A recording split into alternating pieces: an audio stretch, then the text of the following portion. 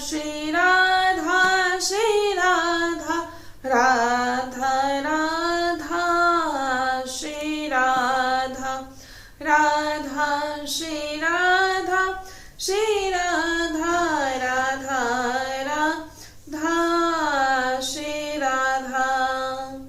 श्री राधा वल्लभ लाल की जय। महाप्रभु श्री हित हरिवंश चंद्र जी महाराज की जय। श्री हित सेवक जी महाराज की जय। समस्त सहचरी वृंद की जय। श्री वृंदावन धाम की जय। श्री यमुना रस रानी की जय। समस्त संत हरि भक्तन की जय। श्री सद्गुरुदेव भगवान की जय। जय जय श्री राधे श्याम, जय जय श्री राधे श्याम, जय जय श्री राधे श्याम, जय जय श्री श्री राधे। सभी को श्री धाम वृंदावन से जय श्री राधे। श्री लाडली जी की अपार कृपा सभी पर बनी रहे और सभी जन खूब नाम जप सभी जन करते रहे। तो भगवान के नाम में प्रीति होना ही भगवत कृपा का स्वरूप है। बहुत ही सुंदर आज का भाव। अगर आपको प्रभु के नाम में प्रीति है तो इसका केवल एकमात्र यही तात्पर्य है कि यही आप पर कृपा है। कोई कहे कि मुझ पर प्रभु की कृपा नहीं तो नहीं, ऐसा बिल्कुल भी नहीं। अगर आपकी जिब्या पर नाम है तो इससे बड़ी जीवन में इससे बड़ी कृपा आप पर कोई हो ही नहीं सकती। तो बहुत ही सुंदर वृंदावन धाम की महिमा। जो भी श्री धाम वृंदावन में जो भी जन वास चाहते हैं तो श्री वृंदावन नामावली आप सभी जन रोजाना वृंदावन नामावली का गायन करें। तो बहुत सुंदर कहा गया कि वृंदावन वृंदा विपिन वृंदा कानन ऐन छिन छिन रसना रट्यो करी वृंदावन सुख दैन। वृंदावन वृंदा कहत दूरित वृंद दूरी जाही। नेहि बेली रस भजन की तब उपजे ही माही। वृंदावन श्रवणन सुने वृंदावन को गान। मन वच के अति हेतु सो वृंदावन उर आन। वृंदावन को नाम रटे वृंदावन को देख। वृंदावन सो प्रीति कर वृंदावन हुर लेख। तो श्री धाम वृंदावन की महिमा का श्रीपाद प्रबोधानंद जी ने बहुत ही सुंदर गुणगान किया है। श्रीपाद प्रमोदानंद जी कहते हैं कि हम ऐसे श्री वृंदावन वास करने वाले वृंदावन वासी को प्रणाम करते हैं, नमस्कार करते हैं, जिसे करोड़ करोड़ प्रकार से कलेशित किया जाए और वो उस कलेश देने वाले के प्रति जो सदैव मंगल भावना करते हैं।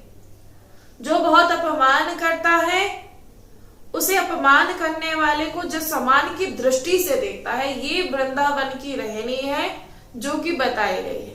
बोले उस वृंदावन वासी को प्रणाम करते हैं। श्रीपाद प्रबोधानंद जी कह रहे हैं, नमस्कार करते हैं कि जिसे करोड़ करोड़ बार भी कलेशित किया जाए, लेकिन जो कलेश दे रहा है उसके प्रति भी वो सदैव मंगल भावना करता है। उसका जो बहुत अपमान कर रहा है, लेकिन जो अपमान कर रहा है उसके प्रति भी जो सम्मान की दृष्टि से देखता है।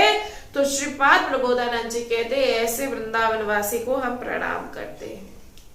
जो करोड़ दुर्वचन कहता है, गाली दे रहा है, लेकिन फिर भी वो वृंदावन वासी उसके प्रति प्रिय वचन प्रवचन बोलता है तो श्री जी से उसका मंगल बनाता है। तो बोले ऐसे वृंदावन वासी को हम प्रणाम करते हैं। ये भगवान की कृपा समझनी चाहिए कि हमारे साथ प्रतिकूलता का व्यवहार हो रहा है।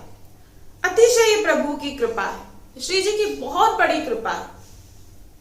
मन में कभी ये भाव नहीं आना चाहिए कि हम तो बहुत भजन करते हैं, हम वृंदावन वासी हैं, हम इनका गुणगान करते हैं तो हमारा सम्मान ही होगा। बोले बिल्कुल भी नहीं, मन में कभी भी नहीं। हमारे जीवन में प्रतिकूलता क्यों आ रही है, इसका मतलब भजन में कोई लाभ नहीं।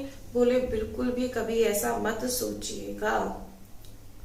बोले अगर आपके साथ प्रतिकूलता हो रही है तो इसका केवल एक तात्पर्य यही कि प्रभु की अतिशय कृपा। बिल्कुल ये ठीक समझ लिया जाए। हम शरीर और संसार की अनुकूलता के लिए अपने आत्म सुख का विस्मरण किए हुए हैं। यदि अनुकूलता हट जाए और ये समझ में आ जाए कि यहां अनुकूलता है ही नहीं, यहां सुख है ही नहीं, तो जो चिदानंदमय जो रस है फिर उसे कहीं लेने नहीं जाना पड़ेगा। ये चिदानंदमय रस जो है ये आपको किसी साधन से प्राप्त नहीं होता, ये तो इसका सिर्फ अनुभव करना है, ये किसी साधन से प्राप्त नहीं होता। साधन से भगवानंद का अनुभव नहीं होता, साधन से विषय आनंद का त्याग होता है। भगवानंद का जो अनुभव है बोले वो अपने आप होता है। जो ऐसा समझते हैं कि साधना से ही भगवत रस मिलता है, बोले ये भ्रम है, ये भ्रम है। साधना से विषयानंद का त्याग होता है और जब विषयानंद का त्याग हो जाता है यही साधना है। और फिर उसके बाद जो भगवानंद जो है, जो अनुभव है, जो भगवानंद का रस है, बोले वो धीरे धीरे अनुभव में आने लगता है। जो संसार के असत्य विषयों में सद्बुद्धि हो गई है, जैसे कि लगता है कि ये जो विषय है यही सत्य है और इन विषयों को भोगना ही हमारे लिए सुख है, इसी बुद्धि का त्याग करने के लिए ही साधना की जाती है। क्योंकि विषयों में रस नहीं है, विषयों में विष है। उसका नाम ही देखो ना, विषय है ना।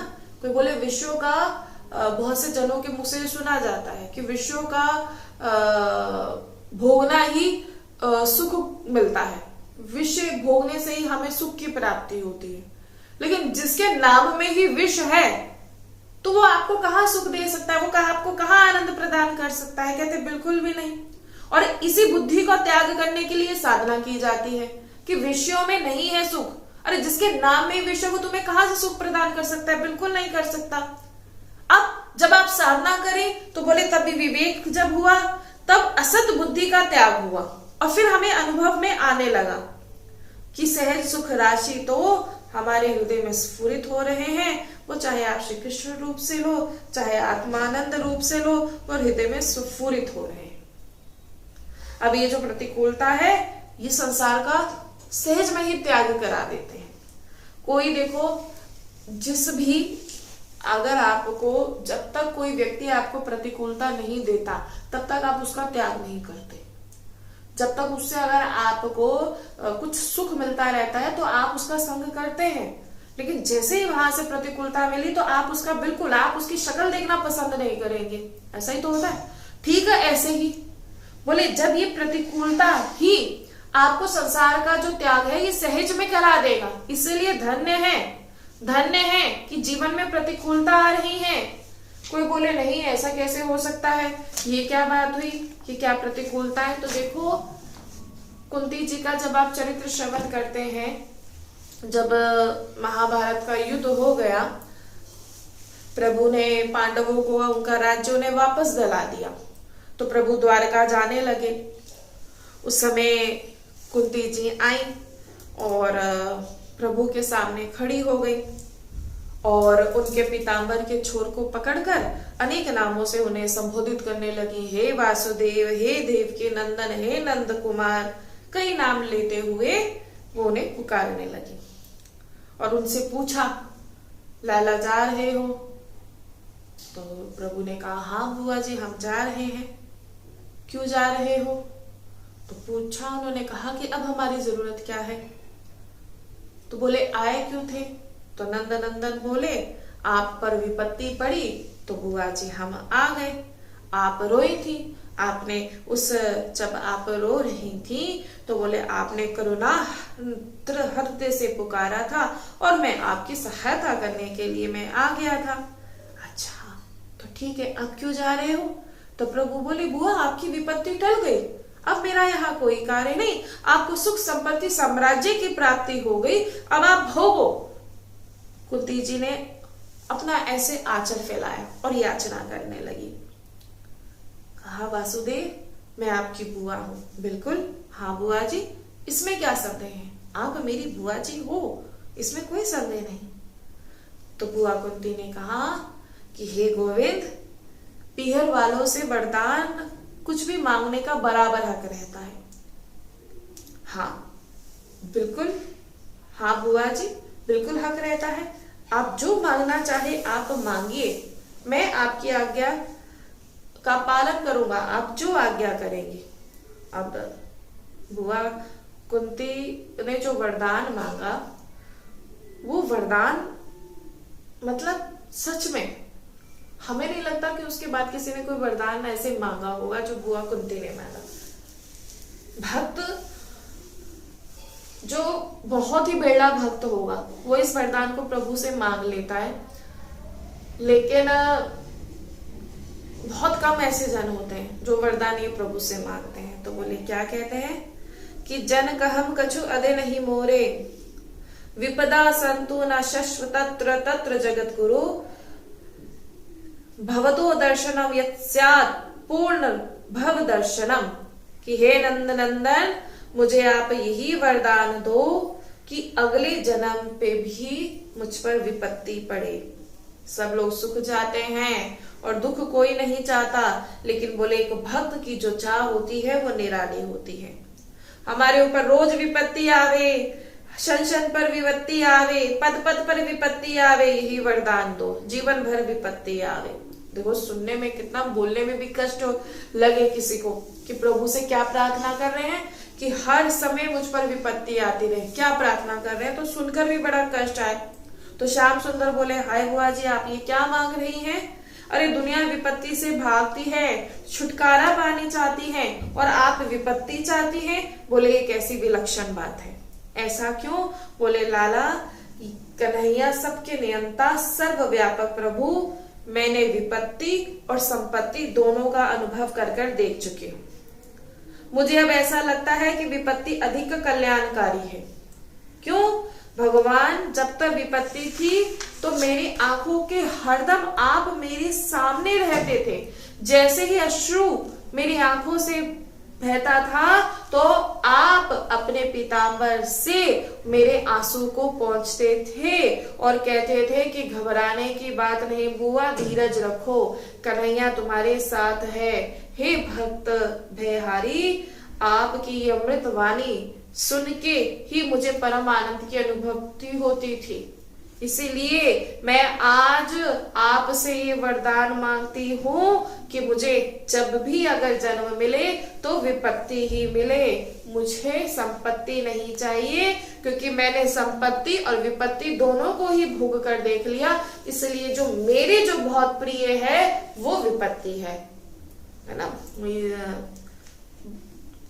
कबीर जी ने कहा कि सुख के माते सिल पड़ो जो नाम हृदय से जाए, बलिहारी व दुख की पल पल नाम रटाए। विपत्ति में देखिए पहले कलेश होता है, दुख होता है, लेकिन जब जब भगवान की कृपा होती है, भगवान आ जाते हैं, उनकी दया की वर्षा होती है तो जीवन में नवीनता आ जाती है।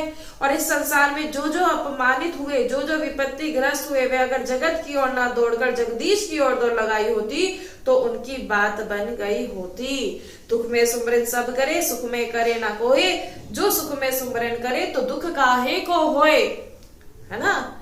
इसीलिए कहते क्या मांग रही हैं? प्रतिकूलता, विपत्ति। क्यों?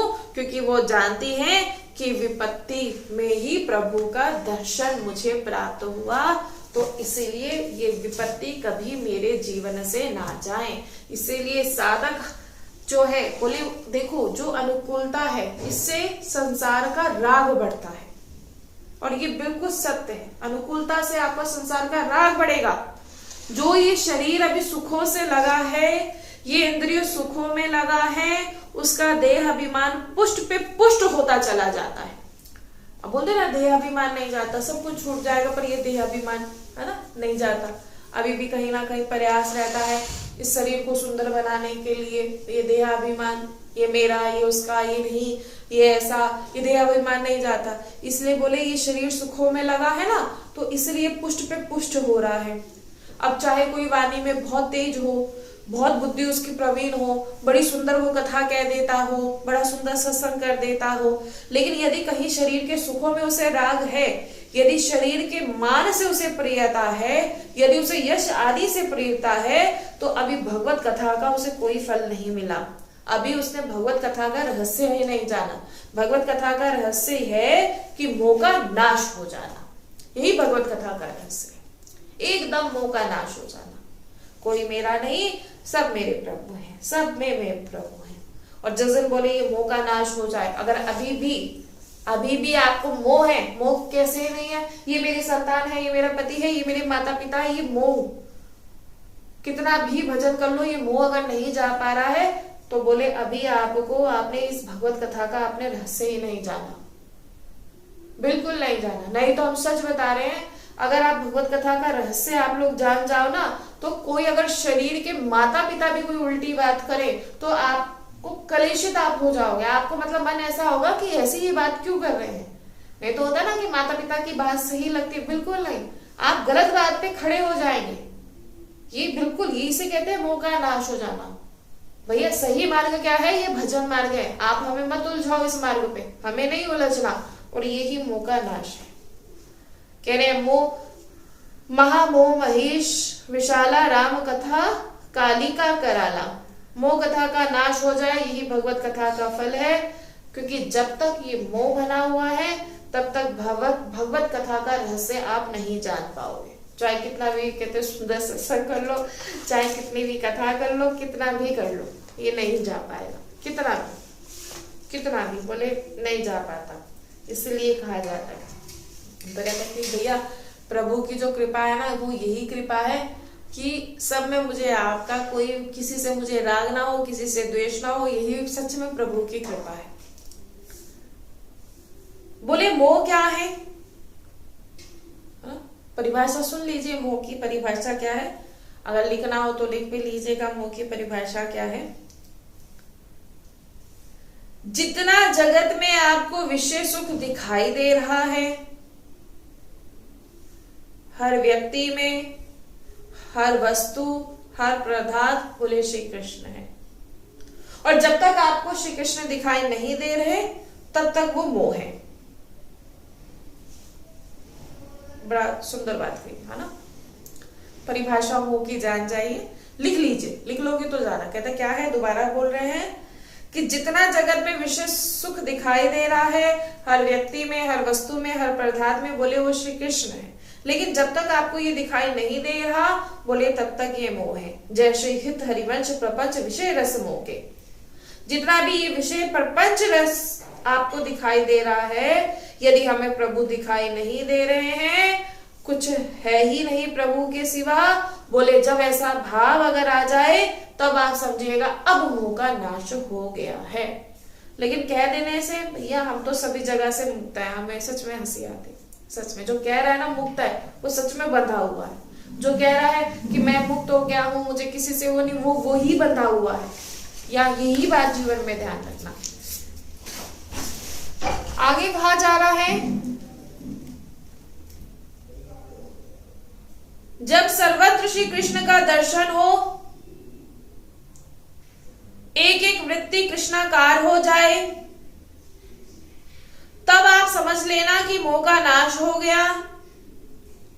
ना कोई वस्तु दिखाई दे, ना कोई व्यक्ति दिखाई दे, और ना ही कोई स्थान दिखाई दे। जड़ चेतन कछु नहीं दिखत, जित देखत तित श्याममयी, बिहुल बिकुल संभार न तन की, घूमत नैना रूप भरे।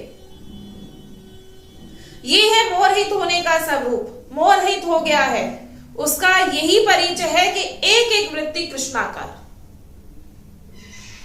चेतन अचेतन सब प्रिय प्रीतम दिखाई दे रहे हैं। जब तक ऐसा नहीं दिखाई दे रहा है तब तक बोले वो मोह है। जब तक मोह है तो अनुराग का कहीं स्वप्न में भी आपको अनुभव नहीं हो सकता। ये बात सभी जन ध्यान रखना। मोह गए बिनु राम पद होय न दृढ़ अनुराग। ये गीता जी का, भागवत जी का, रामायण जी का, सत्संग का एक ही फल है कि मोह का नाश होकर प्रभु के चरणों में प्रेम हो जाना। सबका फल हरि भक्ति। सबका फल केवल एकमात्र बोले समस्त धर्म पालन का, कर्तव्य पालन का, नियम का, संयम का, व्रत का, तपस्या का एक ही फल है, श्री लालजू के चरणों में प्रीति हो जाए, वही परम धर्म है। इसके अलावा नहीं, कोई परम धर्म नहीं। सबसे बड़ा परम धर्म यही है। बोले क्या कि श्री लालजू के चरणों में, हमारे प्रिय प्रीतम के चरणों में हमारी प्रीति हो जाए। अगर प्रभु के चरणों में हमें प्रेम नहीं हुआ तो चाहे सारी विद्या, सारा वेदों का स्वाध्याय, व्रत, नियम, अहेतु की भक्ति, अखंड भक्ति, सब। बोले हम उस वृंदावन वासी को प्रणाम करते हैं जो किसी भी जड़ चेतन में कहीं भी वो दोष बुद्धि नहीं रखता। अब आप बताओ, यहाँ तो थोड़ी थोड़े मिनट बाद दोष बुद्धि आ जाती है। सोचो, फिर कहते हैं दिव्य वृंदावन का दर्शन नहीं हो रहा। दिव्य वृंदावन का दर्शन तुम्हें कहां से प्राप्त होगा? पहले उस दोष बुद्धि को तो हटाना पड़ेगा, तभी तो कहा जाता है कि व्यवहार शून्य। लेकिन आप लोग बात ही समझ नहीं पाते। हम आप लोगों से क्यों बार बार कहते हैं व्यवहार शून्य, व्यवहार शून्य, व्यवहार शून्य? आप लोग समझ ही नहीं पाते। क्यों? क्योंकि जब हमारा व्यवहार ही नहीं होगा ना किसी से, तो ना उससे राग होगा और ना राग होगा ना तो इष्ट होगा। इसलिए हमारा व्यवहार एकदम शून्य। बस यहाँ कोई बात हुई, ये समझा दिया, ठीक है। उसके बाद ये नहीं, ये ऐसा करता है, ये वैसा करता है, मन में बिल्कुल नहीं, इतना समय ही नहीं होना चाहिए। लेकिन यहाँ हो क्या रहा है आप देख लीजिए। इसलिए कहते हैं ये बहुत सावधानी का विषय है। हम श्री वृंदावन में वास कर रहे हैं जहाँ सहज प्रेमानंद की वर्षा हो रही है, और किसी साधन से थोड़ा ना, बोले किसी साधन से नहीं, अनुभव सुख की वर्षा सहज में यहाँ हो रही है। जिनके श्री चरणों से अद्भुत सुख, बोले क्या है अद्भुत सुख? बोले प्रेमानंद, प्रेम रस। प्रेम रस की धारा जिनके श्री चरणों से प्रवाहित होती है। श्री प्रियाजू, श्री लालजू इसी श्री धाम वृंदावन में रह रहे हैं, किसी और वृंदावन में नहीं रह रहे, इसी वृंदावन धाम में रह रहे हैं। और यही वृंदावन, उसी वृंदावन धाम में आकर जहां हमारे प्रिय प्रीतम निवास करते हैं, हमारे प्रिय प्रीतम जो है ना, बोले जो यहाँ रह रहे हैं, और यही वृंदावन में आकर हम लोग क्या करते हैं? राग भी करते हैं और हम लोग दोष बुद्धि भी करते हैं। कितनी बोले कितनी, मतलब सच में कितने घटिया है, सच में बहुत घटिया। हमें सच में लगता है, सच में जो यहाँ आके भी किसी वृंदावन वासी के प्रति कोई दोष बुद्धि रखता है ना, हम सच में हम कहते हैं बहुत ही घटिया, हम कहते हैं उसे तो सच में।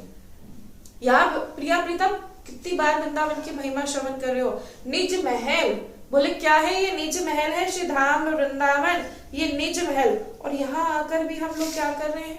सोचो, यहाँ आकर भी हम लोग क्या कर रहे हैं? बोले वृंदावन धाम क्या है? प्रेम सागर। बोले क्या है? प्रेम समुद्र। और कहते समुद्र के वृंदावन प्रेम समुद्र में रहते हुए एक बूंद प्रेम नहीं हमारे हृदय में आई तो कितनी आश्चर्य की बात है।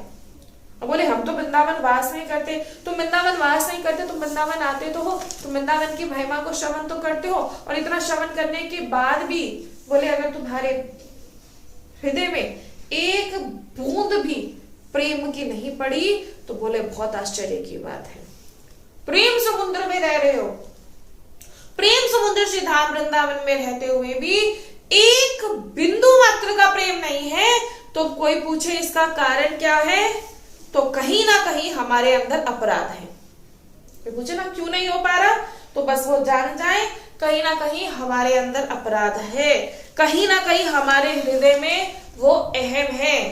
जैसे खूब जल वर्षा हो रही है और हम छतरी लगाकर खड़े हो जाएं तो बूंद तो पड़ेगी ही नहीं, और ऐसे ही यहाँ प्रेम की वर्षा हो रही है और अहंकार की छतरी लगाकर हम यहाँ खड़े हैं, किसी ना किसी अपराध की छतरी लगाकर हम यहाँ खड़े हैं। इसीलिए समझाया जा रहा है, बताया जा रहा है। अब भैया नहीं समझ सकते तो क्या कर सकते हैं, बार बार बता रहे हैं। हमारा तो प्रयास यही है कि आप लोगों को बार बार बताते रहें। अब समझना और या ना समझना ये तो आप लोगों के ऊपर निर्भर करता है कि आप लोग समझते हो या नहीं समझते। बार बार कहते हैं वृंदावन आओ तो व्यवहार यहाँ शून्य रखना, लेकिन फिर वही गलती करते हैं। हमें सच में हंसी आती है, फिर वही गलती करते हैं। व्यवहार फिर कैसा होगा, सबसे हमें व्यवहार बनाना है ना। क्यों? हम इनसे व्यवहार बनाएंगे तो हमारी ऐसी व्यवस्था हो जाएगी, इनसे व्यवहार बनाएंगे तो वैसी व्यवस्था हो जाएगी, इनसे व्यवहार बनाएंगे तो दर्शन सुलभ हो जाएंगे। लेकिन यही सबसे बड़ी गलती, जहां जिनका ये निज धाम है, ये श्री वृंदावन धाम जिनका निज धाम है, उनके चरणों से प्रीति हो जाती तो तुम्हें किसी के भी व्यवहार की आवश्यकता ही नहीं पड़ती। क्योंकि यहाँ भी अभी आकर अपने बल का प्रयोग करते हैं, और हमें सच में बता रहे हैं, यहाँ अपने बल का प्रयोग बिल्कुल भी नहीं करना। हमारे श्री जी हमारे जो है, अगर वो लेकर आए हैं ना तो व्यवस्था भी वही बनाएंगे। ये बात जीवन में ध्यान रखना, अगर वो लेकर आए ना तो व्यवस्था भी वो बनाएंगे, सच में। इसलिए बोले यहाँ कैसे रहो, बिल्कुल निष्पाप रहो। आप निष्पाप रहोगे ना तो उनकी कृपा वो कई गुना, बोले वो कई गुना बढ़ जाते हो, तो उसकी रफ्तार जो है वो कई गुना बढ़ जाती है, और किसी साधना से नहीं। अब बताया जा रहा है कि वृंदावन में रहना कैसे है। अभी तो आपने श्रवण किया, कह रहे वृंदावन में कैसे रहना है, तो ध्यान से श्रवण कीजिए। हमें जड़ चेतन किसी में हमें दोष दृष्टि नहीं देखनी, ना जड़ में देखनी है ना चेतन में। बोले चलो जड़ की तरफ तो दृष्टि बाद में जाती है, पहले हम चैतन्य में देख लें। चैतन्य में यदि हम संत महात्माओं के प्रति दोष दृष्टि नहीं की तो बोले सब दोष दृष्टि का नाश हो जाएगा। यदि हमने संतों के प्रति, भक्तों के प्रति, वैष्णव के प्रति हम निर्दोष दृष्टि कर लें तो जगत में जो और कहीं अन्य जड़ चेतन पर दोष दृष्टि है वो सब इनकी कृपा से नष्ट हो जाएगी। चलो ये तो बोलते ना, कह रहे वृंदावन के रहने की जड़ चैतन्य किसी में भी नहीं देखनी। अब जड़ तो चलो दूसरी बहुत दूर की बात है, जो चैतन्य है, यहाँ संत है, महात्मा है, भक्त है, यही तो रहते हैं, है ना। अब बोले नहीं, यहाँ तो ऐसे भी विषयी लोग भी आके रहते हैं। विषयी को विषय ही दिखता है, एक भक्त को भक्त ही दिखेगा, एक जिसका जैसा भाव होगा उसे वैसा ही सामने नजर आएगा, है ना। ये बात सच में है, ये बात बिल्कुल सत्य है। इसीलिए कहते हैं किसी में भी दोष दृष्टि आपको नहीं करनी, किसी में भी नहीं। अक्सर होता क्या है, यहाँ देखा जाता है जैसे 2-4 माला कर लिए, हम नित्य पाठ रसोपासना हम तो निरंतर करते हैं, हम या अपनी पूरी माला करते हैं, ऐसा करते हैं वैसा करते हैं, तो 2-4 माला भजन किया तो हम निरीक्षण परीक्षण करने लगते हैं। और यहाँ तक कि कुछ जन ऐसे होते हैं जो गुरुजनों और संत जनों में भी क्या क्या देखने लगते हैं। ये जो बोले संत होकर के क्या करते हैं क्या नहीं करते हैं, हम इनको ऐसा नहीं करना चाहिए, ये करने लग जाते हैं। ये तो संत है, इन्हें ऐसा नहीं होना चाहिए, और ये भक्त है, इसे ऐसा नहीं करना चाहिए। ये निरीक्षण परीक्षण, थोड़ा सा भजन किया नहीं और भैया यहाँ तो सब जांच करनी शुरू कर देते हैं। बोले ये जो बुद्धि मिली है ना, ये इसलिए नहीं मिली आपको कि आप जाके दूसरों का दोष दर्शन करो, इसलिए बुद्धि मिली है। बोले बिल्कुल भी नहीं, ये अपने दोषों को देखने के लिए मिली है। ये बुद्धि अपने दोषों को देखने के लिए मिली है, दूसरों के दोषों को देखने के लिए नहीं मिली। दूसरों के जब आप दोष दर्शन करोगे तो खुद दोषी बन जाओगे, लेकिन जब खुद के दोष दर्शन करोगे तो निर्दोष बन जाओगे। ये बात जीवन में ध्यान रखना, लिख लो। दूसरों का दोष देखना दोषी बन जाना, और खुद के दोष देखना तो निर्दोष बन जाना। ये बिल्कुल सत्य है, और ये कर कर देख लेना। बुद्धि की सार्थकता है, पांडित्य की सार्थकता है, अपने में दोष देखते हुए सर्वत्र भगवान का दर्शन करें।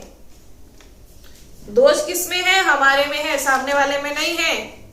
और जो सर्वत्र भगवान का दर्शन करते हैं और सब जगह बोले जिसे प्रभु नजर आ देखते हैं, वही पंडित, यानी वही जो है भक्त है।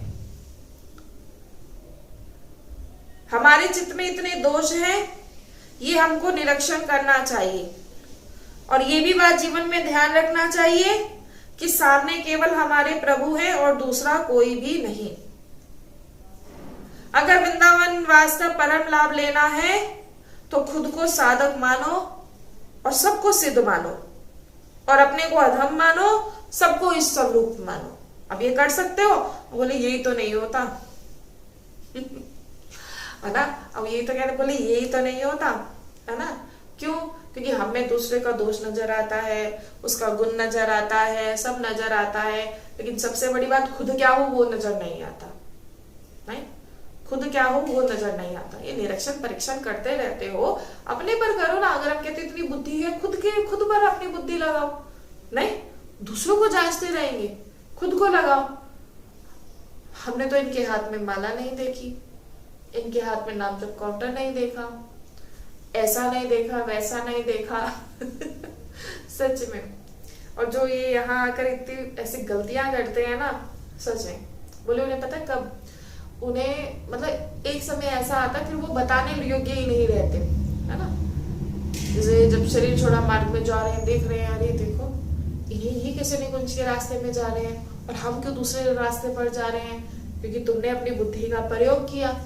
जो निकुंज के रास्ते में जा रहा है वो अपनी बुद्धि का प्रयोग नहीं कर रहा था, वो किसी का दोष नहीं देख रहा था, उसने अपने ही दोषों को देखा। जब उसने अपने दोषों को देखा, उसे सुधारा, तो वो निर्दोष बन गया, इसलिए वो निकुंज के रास्ते पर जा रहा है। और जो यहाँ दूसरे, है ना, आ रहे हैं, दूसरों में दोष बुद्धि कर रहे हैं, इनको सेवा नहीं करना आता, इन्हें ऐसा नहीं करना आता, वैसा करना नहीं आता, ये क्या भक्त हैं, इन्हें पता नहीं कैसे वृंदावन वास मिल गया। तुम कौन होते हो यहाँ के अपने बुद्धि चलाने वाले? वृंदावन वास श्री जी की कृपा से मिलता है, तो श्री जी ने कृपा करी है तभी तो उसे वृंदावन वास है। तुम काहे को आकर अपनी बुद्धि का प्रयोग करते हो? भाई अपनी बुद्धि का प्रयोग करो, वो तो वृंदावन वासी चुपचाप, ठीक है तुम्हें इसमें आनंद आता है, तुम्हें इसमें सुख मिल रहा है, तो तुम ऐसा करो। हमें पता ना सुख राशि किस में है, आनंद राशि किस में है, हमें पता है कि हम किसकी तैयारी कर रहे हैं, और वो वहां पहुंच जाता है ना। कह रहे हैं ये जो दोष दिखाई दे रहा है, बोले ये हमारे ही नेत्रों में है, ये हमारी ही बुद्धि की मलिनता है, और ये हमारा ही अंतःकरण जो है वो मलिन भाव का है। वहां बोले जो सामने दोष नहीं, वहां तो प्रिया प्रीतम विराजमान है। ये जो अपना खुद हम मलिन हो रखे है ना, इसलिए सामने भी सब मलिन नजर आ रहा है।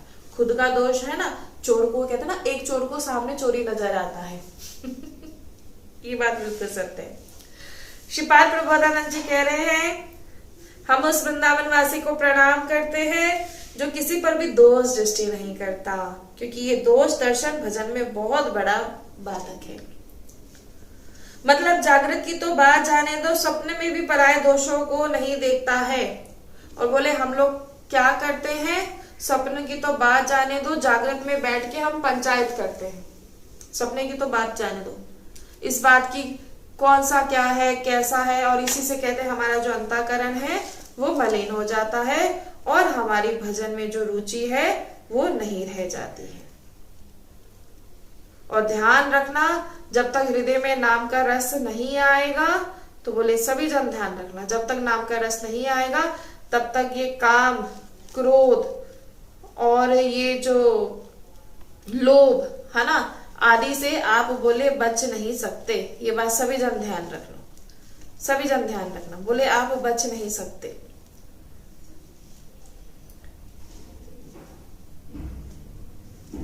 अब चाहे बोले हम जितनी चतुराई करें, ऊपर से हम काला ओढ़ ले, पीला ओढ़ ले, सफेद ओढ़ ले, लेकिन अंदर से हम नहीं बच सकते।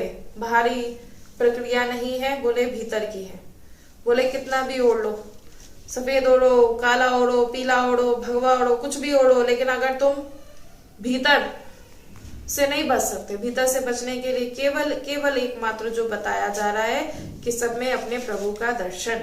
ये बात सभी जन ध्यान रखें। और जब तक ये काम क्रोध लोभ अंदर तांडव करता रहेगा, तो इन बोले इतनी बड़ी इंद्रिय विजेता वाली शक्ति अंदर नहीं है कि हम क्रियाओं को रोक सके। अगर क्रियाएं होती रही तो कोई चाहे कि हम चाहे कितने भी वेदज्ञ हो, चाहे शास्त्रों का ज्ञान हो जाए, खूब पांडित्य है वाणी में, लेकिन उसको भगवत तत्व का अनुभव नहीं हो सकता, उसकी शुभ गति नहीं हो सकती। इसीलिए बार बार कहा जाता है जो मंदी प्रवृत्तियों से अपने जीवन को बचा करके निरंतर भजन करता है, ये जो गंदी प्रवृत्तियां हैं इन सब से बोले बचा करके अपने जीवन को बचाकर निरंतर भजन करता है, उसके हृदय में ही प्रेम रस, ये भगवत प्रेम प्रकट होता है। और अगर कोई ये सोचे कि हम ये सब करते रहेंगे, कोई हमें जान नहीं पाएगा, तो जिनको जानना है वो जान रहे हैं, वो सब जान रहे हैं, है ना, वो सब जान रहे हैं। चाहे आप जितनी फराटेदार संस्कृत बोलो, चाहे आप अंग्रेजी बोलो, हिंदी बोलो, बोले प्रभु इससे प्रसन्न नहीं होने वाले। चाहे कितने भी श्लोक याद कर लो, चाहे तुम सारे पद याद कर लो, बोले इससे वो बिल्कुल नहीं रीझने वाले। प्रभु तो दैनता से प्रसन्न होते हैं, दैनता से प्रसन्न होते हैं, वो सच्चाई से प्रसन्न होते हैं, प्रभु प्रेम से प्रसन्न होते हैं, बोले वाले भक्तों के साथ खेलते हैं। इनका ऐसा स्वभाव है। जो जितना सहज है वो उतना सरल है, और साथ उतना ही सहज और सरल होकर फिर वो उसके साथ खेलने लगते हैं। जो जितना बड़ा बुद्धिमान है उसके साथ बुद्धि का अपना खेल दिखाते हैं कि बढ़ा, कितनी बुद्धि बढ़ाएगा, यहाँ देखा जाता है, तू बढ़ा, मैं भी देखू तू कितनी बुद्धि बढ़ाता है। यहाँ पर बोले वेद नेति नेति कहकर हार गए, प्रभु अनंत है, कहां तक तोड़ोगे, और हार के तुम्हें यही आना पड़ेगा। अरे आज ही बोल दो, काहे को दौड़ लगाने की आवश्यकता है, आज ही बोल दो कि हे नाथ मेरे में कोई सामर्थ्य नहीं, आप मुझे स्वीकार करो, क्यों दौड़ लगा रहे हो, आज ही बोल दो। यदि आप अपने में दैनता रखोगे तो दूसरे में आपको दोष नहीं दिखाई देगा, और दैनता ही बोले क्या करेंगे, दैनता से ही आप जो है प्रभु को रिझा पाओगे। पूज्य सद्गुरुदेव भगवान बताते हैं, बताया उन्होंने एक बार सत्संग में, बोले कि जब वो सन्यास मार्ग पे थे, जब वृंदावन नहीं आए, तो बोले जिस भी संत की तरफ देखते थे ना, तो वैराग्य देखते थे है कि नहीं। अगर ऊपर से बढ़िया कपड़ा पहने तो चाहे कितना भी यश हो, बिल्कुल नहीं देखते थे, क्योंकि उन्हें वैराग्य का अभिमान था। और जब बोले आज श्री राधा वल्लभ जी लाल के शरण में आए और दूसरों को देखने की बोले फुर्सत ही नहीं मिली, है ना। ये गुरु जी अपने मुख से गुरु जी ने बताया कि जब राधा वल्लभ लाल जी का दर्शन है सके, तो सच में, और हमें भी लगता है कि राधा वल्लभ लाल जी का दर्शन हो गया और ऐसी दिनचर्या है कि इतना समय नहीं कि कौन क्या कर रहा है क्या नहीं कर रहा है, इतना समय ही नहीं है।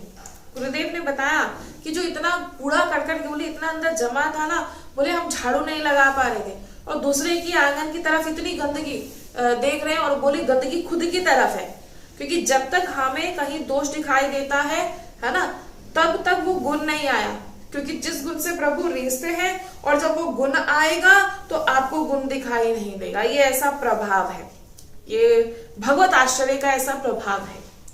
जिस समय आपके हृदय में उतरेगा तो आपको दिखाई देगा, है ना, आपको दिखाई देगा कि मुझसे अधम नीच कोई भी नहीं प्रभु, मुझसे अधम नीच कोई भी नहीं। बोले फिर ये आपको दिखाई देगा, अरे कहाँ प्रभु आपकी करुणा और कहाँ मैं अधम, कहाँ प्रभु में अपराध करने वाला और कहाँ देखो आप सामने ठाकुर जी विराजमान है और दुलार कर रहे हैं। क्यों? क्योंकि अब आप जो दैन्य भाव आपके भीतर आ गया है, इसी से वो रीझ रहे हैं, इसी से वो रीझ रहे हैं।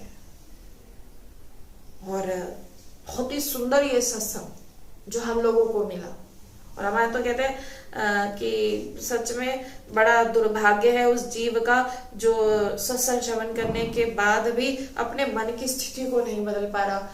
बोले यहाँ बोल दो प्रभु आप संभालो, कहाँ तक दौड़ोगे, कहाँ तक दौड़ लगाओगे, थक जाओगे, कहाँ तक। आज ही जो वो बैठे हैं सुधारने के लिए, प्रभु आप संभालिए, मेरे बस की नहीं, मेरे में बल नहीं है प्रभु, मेरे में सच में बल नहीं है, मेरा बल यहाँ शून्य हो चुका है, अब आप आइए, मेरा बल शून्य हो गया है, अब आप मुझे संभालिए। और जब ये संभालते हैं ना, तो हम सच बता रहे हैं, ये काम क्रोध मद मोह ये तो कहते हैं यहाँ झांकने भी नहीं आते जब ये संभालते हैं।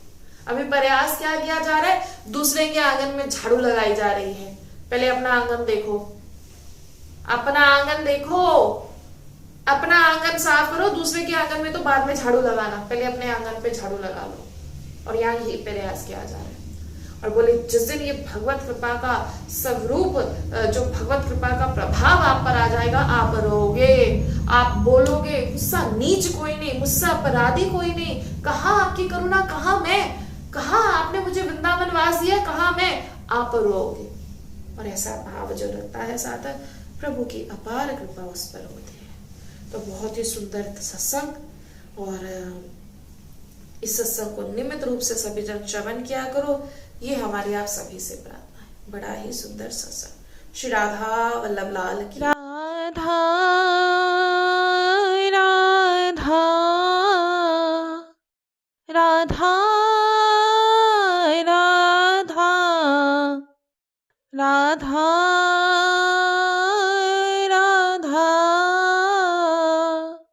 राधा राधा राधा राधा राधा राधा श्री राधा